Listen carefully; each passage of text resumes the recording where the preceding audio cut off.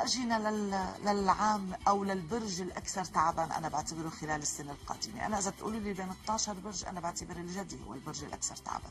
هلا هو الجدي والسرطان، وحكينا تكي عن الميزان وتكي عن الحمل.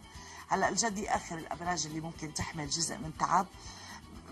الامور مو كثير مريحه. المشتري في برج الميزان وهو متراجعا، الزهره في برج الحمل كمان ممكن تتراجع وتتقدم، لذلك اول 4 شهور انا بعتبرها مانا لبرج الجدي. سنته ما رح يبلشها لبدايه ايار، من بدايه ايارها بقى بلشت الامور تتحسن. هلا السنه فيها تقدم عملي، طبعا انا عم بحكي عن العمل هلا هون، عن العمل وبعض الامور الشخصيه عن اول 4 شهور. ما في شيء صحي مثلا هذا العام، بالعكس هو يعتبر بالسنه الصحيه الافضل. أول 4 شهور قلنا في جزء من تعب قد يكون عمليا.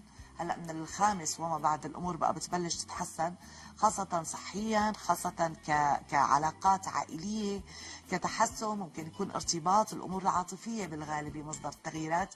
وإذا بدكم عنوان جدي لمولود برج الجدي، سنة عقارات بامتياز، شراء بيت هو اللي ممكن يتعبك شوي ماليا، أو سفر أو ارتباط.